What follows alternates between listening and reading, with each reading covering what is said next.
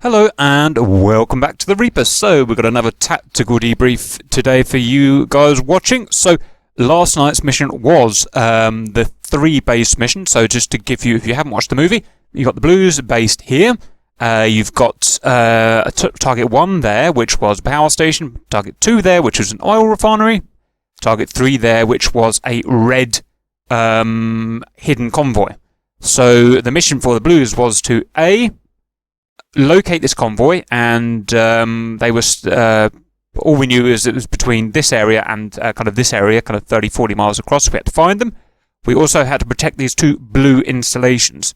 The Reds had to take off from their carrier, refuel, and the Reds had to basically attack either one of these targets and destroy either one of these targets, and or protect the red convoy from the blue. So it's fairly complicated.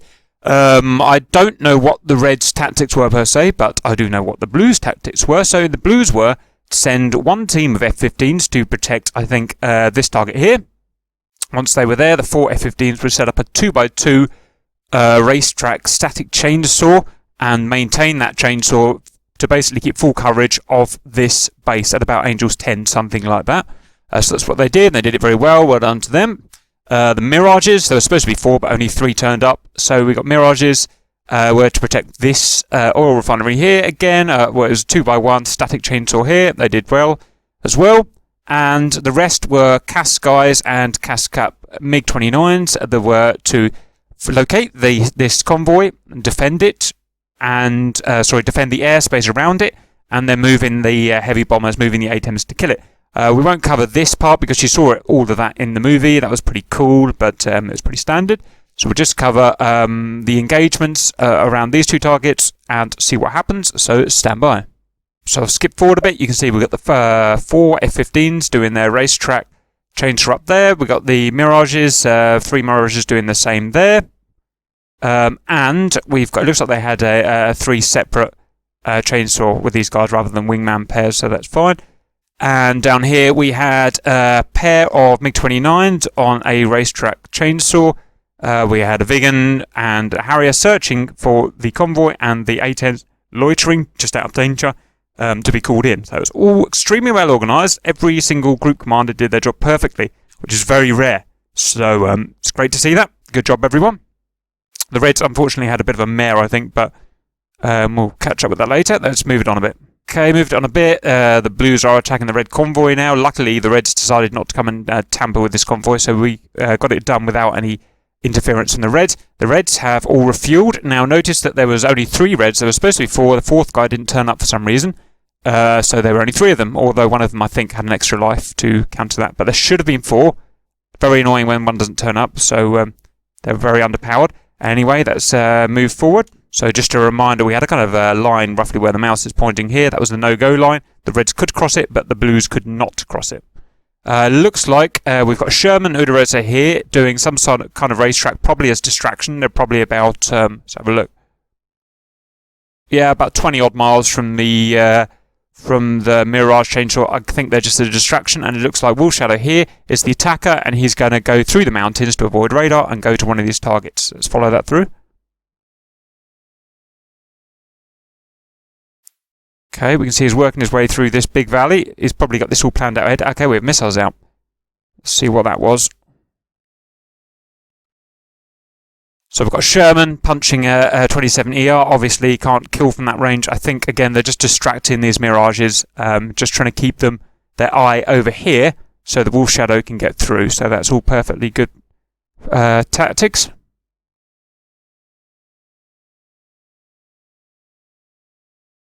Lovely navigation from Wolf Shadow. He's finding his way through, and he has got through. Not been picked up by any of the Mirages, so these guys are doing their job as well, wherever they've gone, these 2.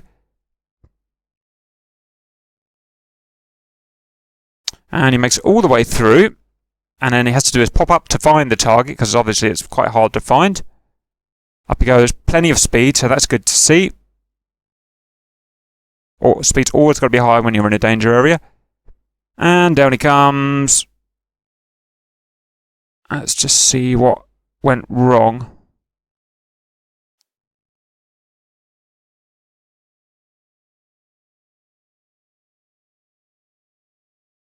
So what's his altitude AGL? It is...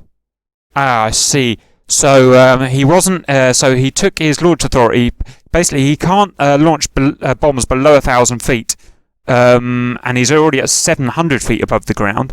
So he's taken his launch authority off and done it the old-fashioned way. It's a very dangerous way of doing it, but that's how he's chosen to do it. I always do it the kind of correct way. I always leave the launch authority on and I come in at 1,000 feet. But I guess this is how he's decided to do it for whatever reason.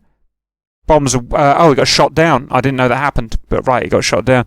So, I mean, these are good protective units, but that's why I don't suggest going in close like that for the bomb drops, because ZUs are always going to shoot you down. That's why I do the 1,000-foot drop. And he got hits. He got hits. No, he's not actually trying to kill these guys. Sorry, he's trying to kill tanks there. We can't see them. Oil tanks. So, it caused partial destruction of it, but not total destruction, as I remember. So I think the reason he went low for the late bomb drop is because we had a high wind on this mission. So he was trying to negate wind by going low, but obviously you put yourself in danger. So that's how it is. That's a sacrifice you have to make. So the Mirages realised... I don't think the Mirages even realised that he got bombed. So it was a very good sneaky stealth attack. Right. I get the feeling these cap guys are going to pull out for the tanker now because they've got no one to protect as such. Oh, Udarosa went in. So Udarosa did come in. Let's have a quick look at this. So Udarosa's made it all the way to the borderline. Oh, look at that tender who's getting shot by SA-11. So he shouldn't be in there. I don't know why he was there. A bit naughty. So Kilo Mike and Udarosa are going to have a bit of an interaction by the looks of it. It looks like they've called in help from the F-15s, and the F-15s are on their way. The F-15s are stationed 50 miles over here, but they were allowed to be called in. You see Signori bombing in over 700 knots.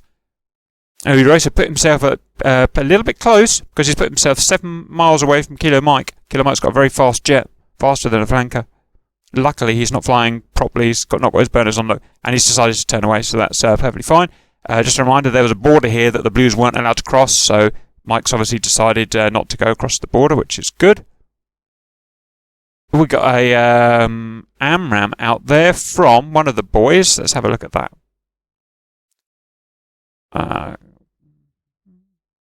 Who fired that?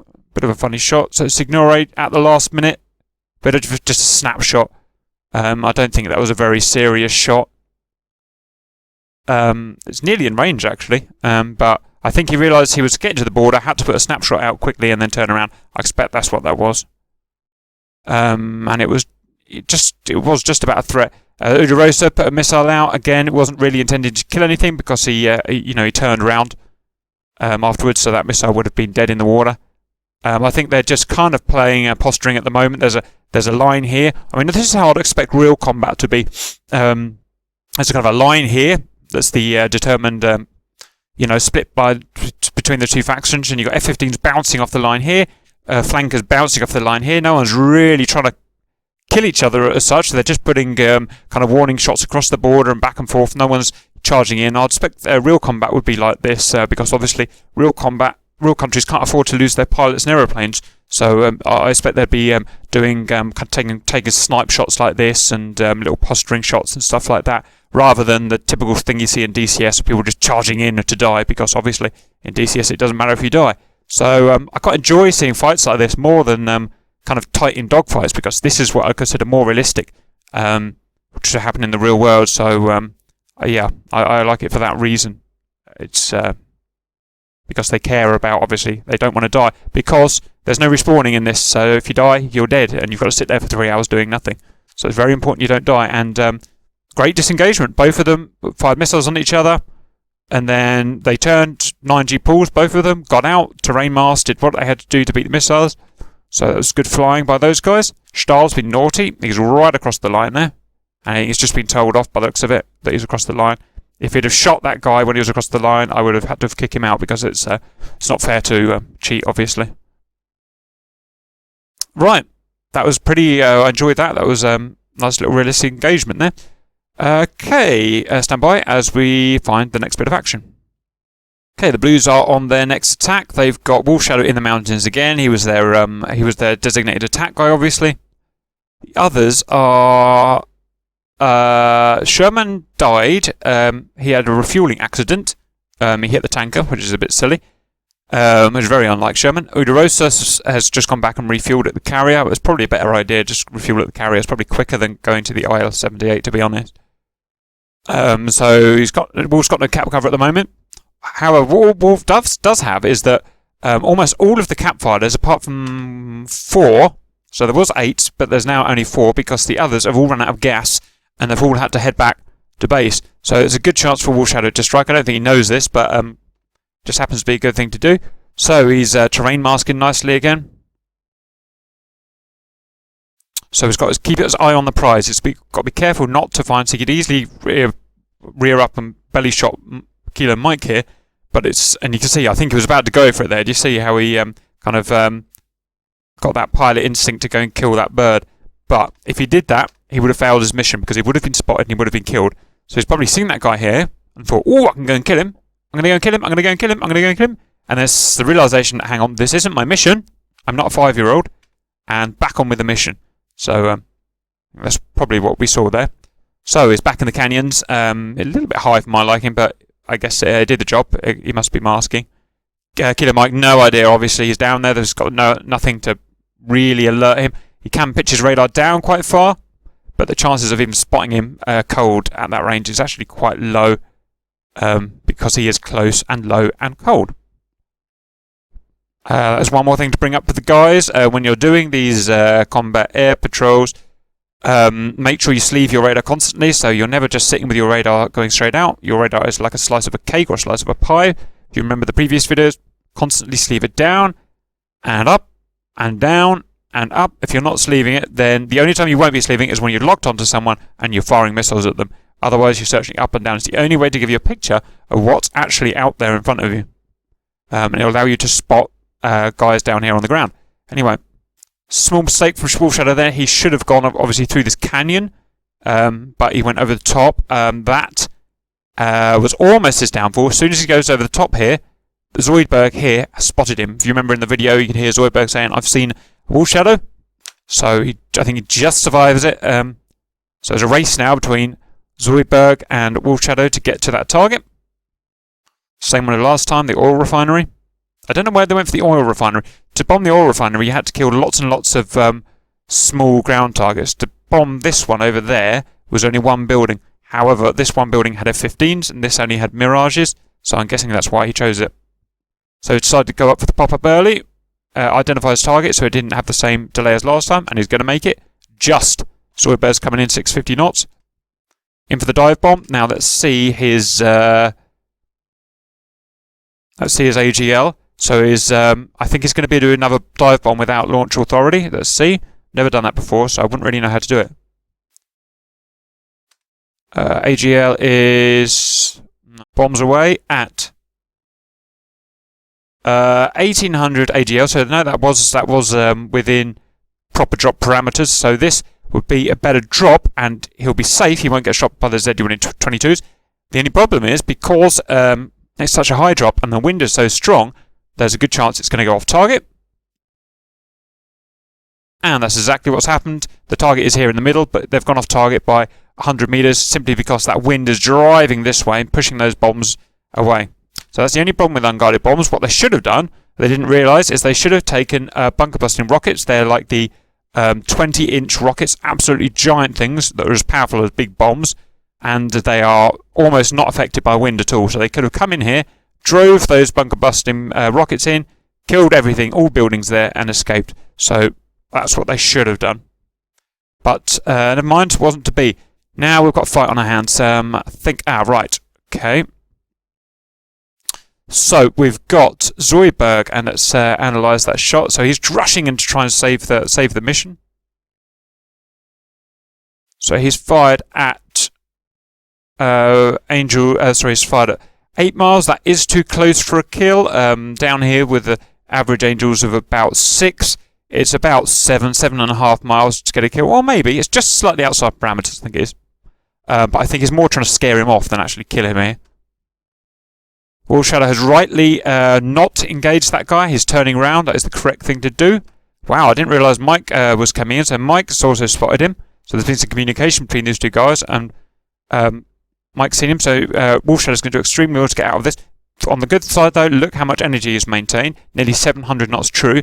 And as I always keep drumming in my guys, speed and energy is life. So as long as you're keeping your speed, you've got a chance. So let's see what he does. He's beating this missile with pure speed, and he's beating that one as well. That big, fast 90 turn was just enough to upset their missile at the end of the day. I don't really know how. And the countermeasures. So he's done everything right there. And he's managed to get an ET off. And Mike's got another ET off, so it's all kicking off now. Sorry, another Super 530 off. And a beautiful dodge. Look at that. I couldn't do that. So let's go and have a little look at the gear. You can call it a jink. I think that's within the realm of jink. So jink is when a missile is coming at you head on, or it can be from behind, but a missile's coming at you. You see that missile, and you've got to get the timing exactly right. You do some stick input, you do some roll, aggressive roll, and a bit of pitch. And it's enough to jink past the missile. The missile can't keep up, can't compute the lead fast enough, and gives up. So let's go and see that jink again, because it's something I love to see. In fact, we're going to play that in super slow-mo. So, let's see. He sees the missiles being fired. Slightly early, but he's got plenty of jink there. I mean, only went to 7 Gs, but that was enough jink and enough roll and enough pitch to fool the missile, and it's beautiful. In fact, it may also be because this ET took out Mike, and where Mike's dead, this missile can't actually guide. I'm not sure which one it was, the jink or that guy taken out. Maybe a combination of both. Either way, it was lovely flying. Zoidberg's got another shot. Let's just have a look at that shot. Zoidberg's absolutely pelting it in now. So Zoidberg fires again at 5 miles. Let's do the maths. So we've got a guy at Angels 7 and a guy at Angels 4. That is an average of Angels 5. So Angels 5 on rear aspect is about 5 miles, 5 miles-ish. So it's just about within shot parameters. Correct shot by Zoidberg. So that missile does have the potential to kill him. Speed that back up. Wolfshadow's done a beautiful job in keeping his speed high. And it's hard to keep your speed high. If you've ever done air combat, it's the hardest thing to do. So still over 600 knots. Still a dangerous missile. Now the interesting thing was that barrel roll and jink he did also fooled this missile, and the countermeasures and whatnot. It actually destroyed this missile. So that was a double whammy move there. Quite like that. However, the difficult thing is now he's got a Mirage on his arse 4 miles behind, and that's something you really don't want. Mirages are probably the best pursuers, maybe the F-15. They're extremely fast, and they're very hard to get rid of. Can't outrun them, can't outturn them, can't outclimb them. Usually the best thing you've got is to try and run them out of gas. So let's see how he's going to try and get rid of Zoidberg. And the best way to try and get rid of them is terrain mask, so get down on the deck, get behind some kind of hill, and try and add some confusion in there. The worst thing to do would be to turn around and try and get in a fight. I'm not sure. I think Wolfshadow's trying to get a grip back of the situation. He is turning around and having a fight. So I disagree with that decision. I think maybe I'm wrong. I think Wolfshadow should have turned and ran at that point. Priority, as always in these missions, is keeping your airframe alive.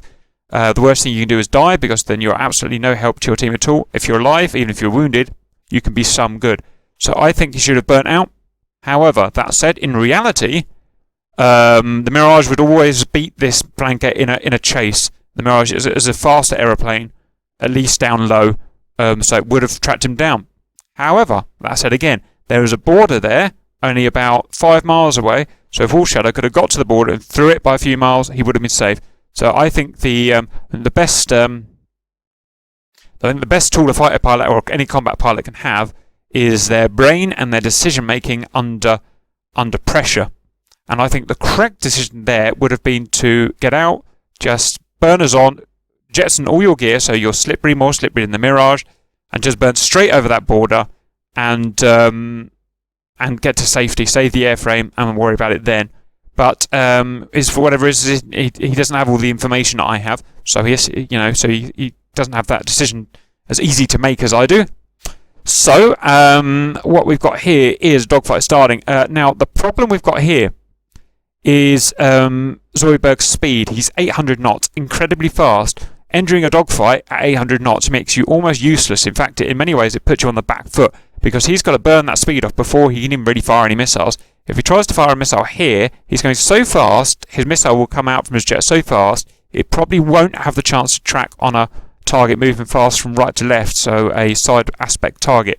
Probably. We'll see if he fires, but I think that's probably... So he's got to now make the decision how he's going to get into this fight, or what I would do in this case is use that energy and just get out of the fight. It's not a fight you want to get into.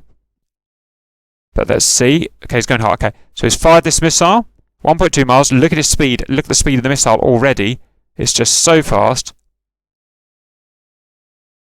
Yeah, it just couldn't do its job. You saw it start to curve at the last minute. But the missile needs time to do the computing, to actuate the fins. You know, it needs time, it needs space. And with the closing, I remember the story of the old SR-71. They could travel at Mach 3.2 in military config, and they would fly straight towards MiG-25 Foxbats or whatever it was at the time, and have missiles fired at them, or SAMs fired at them, and they couldn't be killed. Not because the missiles couldn't get to them, but because the closure rate between, say, an SR-71, I may have the story slightly wrong with the planes, but the SR-71 at Mach 3 and, you know, a MiG-25 at Mach 3 or so, the closing rate between that missile and him was such that the computer couldn't work out the trajectory and actuate the fins and account for turbulence, blah, blah, blah, blah, blah, in time. So he was essentially invincible, and hence I think none ever got shot down. And we've got the same thing here. We've got high closure rate, and that missile cannot actuate in time to kill that guy. So that's one thing bad about coming into a dogfight fast, and now he's got this decision to make about what's he going to do. Can he burn off 800 knots? Oh, that's a cheeky one. So we've got a cheeky ET out from Wolf Shadow. However, it's almost certainly be wasted. That's a long-range missile. It's a long missile. It's like, I don't know, probably 12 feet long or something. It can't maneuver tightly in a dogfight. So it's almost certainly going to have the same problem. And it does. It doesn't even start maneuvering. Just look at the size of the bloody thing. You know, it's as long as a small plane, so it can't work. So Wolf Shadow has seen the target, which is well done for a start, because finding the target's half the battle. He's done his countermeasures, he's dodged his missiles. He's at good speed, 500 true, bang on for a flanker in a dogfight, or an F-15 in a dogfight. It's exactly where you want to be. Zoidberg's way too high. So Wolf Shadow is doing his, he's got to do his turn, but without burning off too much speed. If he burns off too much speed, he will lose the fight. Nice big 7-8G pull. Zoidberg's done a right turn up to 7G and has kept that speed amazingly high, which puts him out of the dogfight really because he's so fast. And Zoidberg's done a exit. This is a highly underrated move. There's such thing as target fixation in real air combat and in simulated air combat, which is where you just concentrate on the baddie and you just concentrate on killing the baddie. And you forget your other options. Always got other options. You can run away. That's an excellent tactical maneuver in a fight. I always say, if you're entering a dogfight that you don't like the look of, that you're not 100% sure you're going to win, run away. If you've got the option, obviously. If you're in a slow plane, you can't run away. Or call a guy in to help you. Call your wingman in. All these other options that you can do. And he chose to run away. And that's the right thing to do in this case, because him trying to scrub off his 700 knots, get down to flight speed, would give Wolf Shadow a huge advantage, because the Wolf Shadow's turn rate at 400 to 500 knots is much higher than this Mirage at 700 knots. So by the time this guy turned around, scrubbed his speed off, Wolf Shadow is almost ready to fire essentially. So it's absolutely done the right thing. Never underrate the exit. And the other thing is, because he had that high speed to begin with, he can keep that speed now. Because he's got that high speed, this guy can never catch up, because he's already 200 and something knots above him. So it's the correct thing to do. Excellent mature fighting from both guys. Great to see. You can see when you get two really good thinkers against each other. And you can see Wolf Shadow's made an error here. So what happened is Zoidberg, he ran away, he got low, did everything he's supposed to. Didn't put any countermeasures out. Don't put any countermeasures out when you're trying to run away, unless you're being fired on, because you'll give your game away. And Wolf Shadow has lost situational awareness. He's lost the target. And the natural thing to do when you do that is to climb up to kind of... it's just a natural thing for a pilot to do, is to climb up, get altitude where you feel a bit safer. In reality, of course, we know from my constant harassing, it's the worst possible thing you can do. Going up is just bad for everything.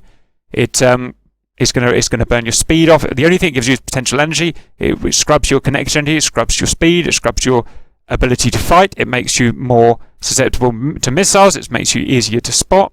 So the worst thing to do is what Wolf Shadow done. What it should have done, if it lost situational awareness, is make the decision between fleeing away, which you could have done earlier, or just keeping down. Keep down, down, down, down, down. Chances are, if you've lost the target's probably lost you as well.